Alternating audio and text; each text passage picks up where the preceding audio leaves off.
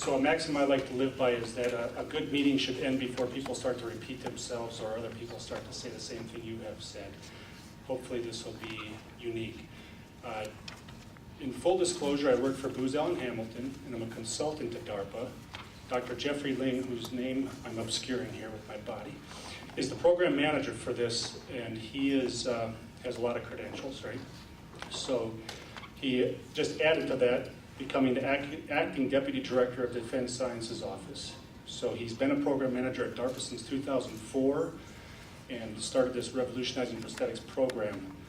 I want to focus on two things within his credentials. He's a medical doctor, a neurocritical care doctor, and he's a retired Army colonel. So he has been to the war zones, and he has had his hands on the patients. And a story that he likes to tell, which is very inspirational to me, is that, my next chart, if you could, that'd be great. Just take that mouse, I got the mouse hooked up, you can just, okay. Is, when he tries to explain to people why revolutionize prostheses, we have some pretty good prostheses out there and all these robots that everybody's hearing about, but why do we want to revolutionize prostheses? Well, because body armor works very well, and your torso is protected, but your limbs are not. So we have a lot of people coming back from the wars, missing limbs. 1,221 between those dates, with multiple amputations, and 228 of those had upper involvement. So the rationale was, we're able to get lower extremity people back to duty. Why not upper extremity people? You have lower extremity athletes in the Olympics, lower extremity amputees in the Olympics. Yet our standard issue is a split hook that was designed and patented in 1912. So this 100-year-old device has been proven by time. There is a trend towards myoelectric, but Dr. Ling felt, hey, we need to try to get more people who desire to go back to duty that have upper extremity involvement. The amount of money that's spent to train people in these specialties is enormous. And so to lose their minds is horrible just because they've lost a limb. Okay, so dance, please. So there's Dr. Ling, and he's wearing an external,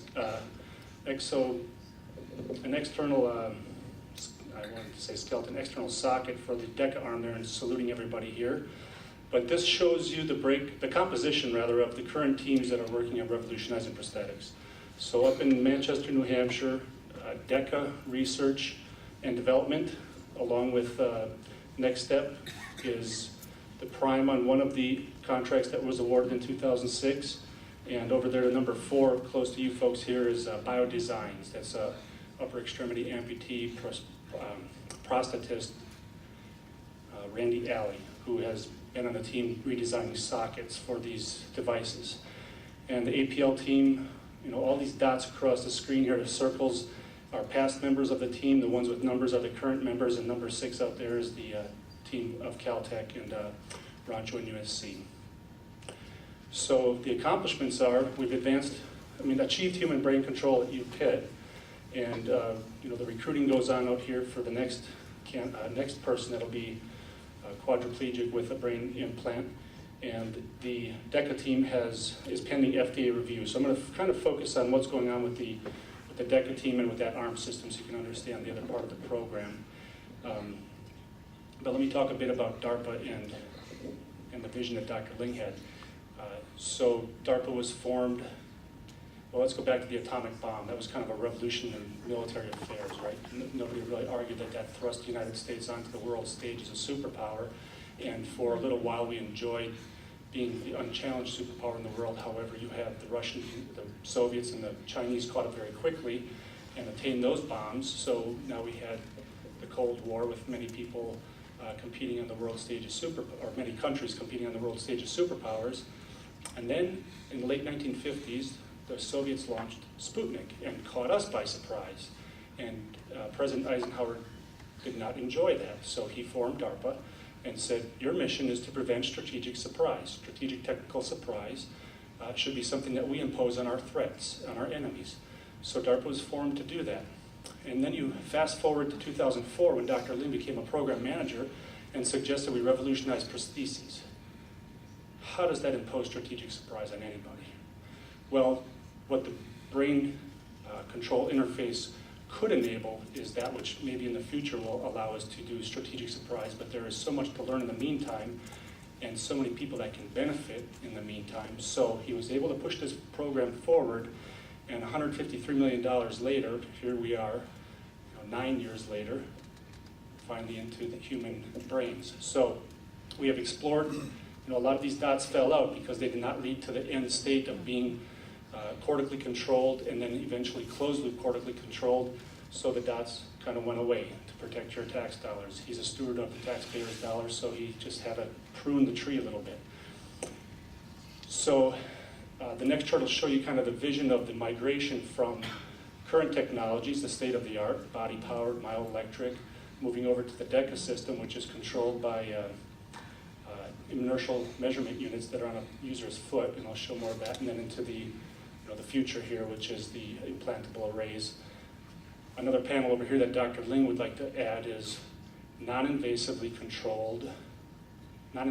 brain-controlled prostheses and external devices. So that's the blank part here that he's working on next, because he's always got to push the envelope into the next frontier. So the story I wanted to tell, I offered to tell a story that he likes to relate, is when he's sitting in Iraq in a trauma unit and there's a soldier that comes in, has the $1 million wound. Dr. Ling informs him, hey, you've done a great job for your country, you've got the $1 million wound, and we're going to be able to send you home, you'll heal, you got your limbs, you got your future, he's just a young soldier in his 20s, and so Dr. Ling was pretty excited for him because the soldier was going to go home. But then he was kind of shocked because the soldier looked back up to him from the gurney and said, don't send me home, I want to stay here. And Dr. Ling said, are you crazy? You got your $1 million wound, go home and enjoy the rest of your life. And the soldier said, you don't understand, sir. Here, when I go back home, I'm an assistant manager in a fast food restaurant. Here, I'm helping to rebuild a nation. So those words were uttered in 2004 by a 24-year-old American soldier, volunteer, who wanted to go back for more of the same. And that's why that first picture of returning to duty kind of resonated within Colonel Ling's soul, and he really pushed hard to make this program.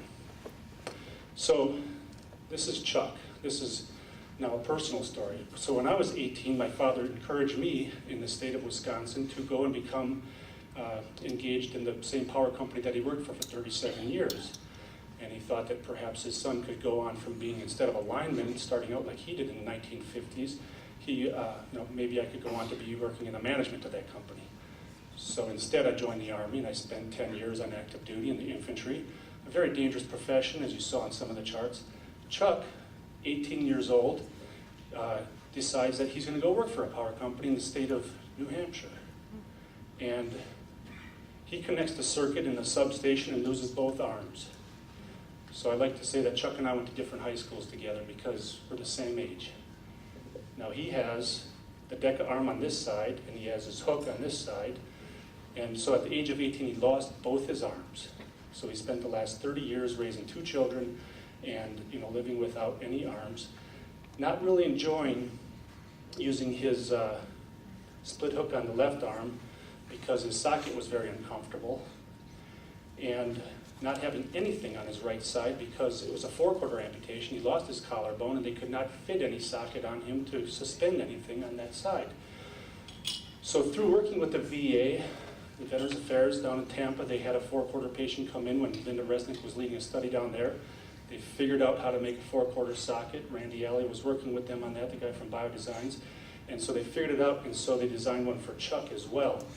And I'm going to show a couple videos of what Chuck can do. Chuck could never reach over the top of his head with his split hook design, just the way the body-powered harness worked for him. He could not do that. So there, I wanted to demonstrate that. That's with the Gen 2 arm. And so, this changed his life. It revolutionized his life when he, if you could advance, please, sir. So I'm going to show a couple videos of Chuck to elaborate more about him, but Dr. Anderson mentioned the modules. So here's the modules. These arm systems, both the DECA and this DECA and the APL arm as well, have powered shoulders, which I believe no prosthesis right now in the market has powered shoulders. And you can break it down into the transhumeral variant, or the transradial variant. So in both cases, it breaks down to those modules for use. In every module, though, you have to have the wrist joint. You can't just give a person a hand. So you can give them a wrist and a hand. But as Dr. Anderson pointed out, you can change out the fingers and all the pieces and components. So it's modular in that respect as well for maintenance. So the DECA arm is controlled by inertial measurement units. You see it on the shoe here. It's about the size of a dental floss case. And it really does enable activities of daily life. If I showed you the video of this, you would see Carrie's hand. When she gets that cup of flour, she rotates over to the bowl, the mixing bowl there. Her wrist rotates. So I'll show some wrist rotation with Chuck in a minute here. And you have other, you can carry quite an amount of weight, like the natural limb. And so I want to mention about requirements. I come from the Virginia area, so we're close to the Department of Defense, and when they're designing something new in the Department of Defense, they always want to slap a big binder of requirements on the table, and you design towards those requirements. And the beautiful thing about DARPA is when it came to a discussion about requirements, Dr. Ling said, anthropomorphic. Make it the same size and shape as the original equipment, make it function like the original equipment, make it be controlled like the original equipment. Now go off and design it and leave me alone and come back when you've got the mission done. Pretty anthropomorphic, also pretty heavy, so it weighs about 8 to 9 pounds, but it can lift things and push things and turn and rotate pretty much like the original equipment. So that's one of the beautiful things about DARPA is they take $153 million and you send it out to 2 contractors and say, here's your requirements. 1 page, anthropomorphic. So in the next slide, we'll show you a video of how this control works. So if you were able to see Carrie's foot, you would see her toe flex. Yeah, if you can go ahead and start it, that'd be great. You can put it there. So you may have to stand up to see this, or we can lift the machine. When she lifts her toe up, the elbow flexes. When she lifts her heel up, the elbow extends. So toe up, and the arm comes up. Ankle up, and the arm extends. So that's Carrie. She was a soldier as well. She lost her arm when her Cuck V rolled over, the old Army's utility vehicle. And so she lost her arm in 1994, was medically retired from the Army in 1995. With that one arm and a prosthesis, she's raised 3 children, and then she became a test pilot in our program. She lives in Chicago. So that's the way those inertial measurement units move. They're on your feet. You have one on both shoe if you have both feet, and you raise and lower your toes, or you canter. I don't know what that term is called. My OT can help me. Rotate your side to side of your foot, and you can change which grip you can use. So on that one chart I forgot to mention, there's 6 user selectable groups on the DECA arm, and those grips vary for what task you want to have. So you can select those, and then you open and close by what she just did, flexing or lifting your heel, lifting your toes or lifting your heel. You open and close the grips. Okay, so then on the next, yes sir. She's a test pilot. She was a test pilot because this is not FDA approved yet. It's pending FDA review. So she was one of the 41 people. She was a test Right, pilot. so the take-home trials were 2 weeks long, and the VA's bought some of these arms now, and they have longer 6-month take-home trials.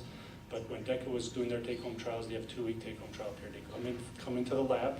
She's at DECA right there, and so she comes in to learn the controls, get the system set up for herself, and then goes back home to Chicago. The arm goes with her, and she's takes it home for a 2-week trial. Sorry. That's all right. Okay, go ahead and click on this one. This should be Chuck. So you ask, okay, what can you really do with your feet? Well, you sit down and you can eat sushi with your feet. I can't even do that. So Chuck was very happy with this. And so when his wife saw Chuck eat for the first time, she said, you let Chuck keep the arm, or you keep Chuck? Because she's been, married to him for 30 years, feeding him and watching him stick his face in a bowl to eat because he didn't like using his prosthesis. Okay, so for now, this will just continue on. So let's go to the next chart. So we made Chuck bilateral. I shouldn't say we. The program allowed Chuck to become bilateral for the first time, and here he is demonstrating. Here's a robot essentially, or a cyborg, if you will, making another robot. Chuck is making a little toy. So here you get a good example of the wrist rotation. He's holding this with his split hook, body-powered device, and letting that little baby roll around on the table there. So you get a good view of how they mounted that arm on Chuck's other side. Can you play that again, please, Dr. Berger? How's he controlling that? So he's controlling the deck arm on the right side with his feet, and he's controlling the other one with it's body powered, so it's the cable, opening and closing a hook. You know, the amazing thing is that in the patent, see these rubber bands right here? That's how the hook closes, right? So you stretch the cable, it opens the hook, you relax the cable, and those rubber bands slam the hook shut. And that's written in the original patent by David Durance. It says, in order to close the hook, the best thing we found is to just put rubber bands on it instead of springs, because springs lose their elasticity over time, they stretch, and they're not very reliable. But put rubber bands on there. So some of these guys will be putting between 5 and 15 rubber bands on that hook to close it, and their opposing rotary cuff has to flex to open that up, and it wears out the rotary cuffs after a while. So there's a rotating wrist and one of the grip patterns he selected. Okay, so let's see if we can get off of this. All right, and then how sensitive is the grip? You might have seen this already, but here's Chuck eating grapes. So if you click on that one, we'll be able to see how he eats grapes without making grape juice. So there's the, now this is the Gen 2 arm, so it's on his left side with the transhumeral. So this is a good time to talk about the socket. So you see the socket design has 4 struts and has spaces in between to allow ventilation, allow moisture to escape, allow heat to escape. And on those struts, you can put bladders that can be inflated or deflated in order to provide a cushion for the bone as it's pushing against the strut, so that and that can be relaxed to allow circulation. So there is Chuck eating. And they can pick up M&Ms. You see all the different things on the table that they have there for them to practice on at the deck. Okay, so I might have one more. I think I stopped right here because the rest is stuff we've already heard. Yeah, you're going to have to go way to the bottom to stop this one. So that's the other part of the Revolutionizing Prosthetics program. You're going to be living and experiencing the APL side out here with Dr. Anderson's team, and not just watching the videos from the Pittsburgh side. So we're very excited about that starting up pretty soon out here. I'll be happy to entertain any questions.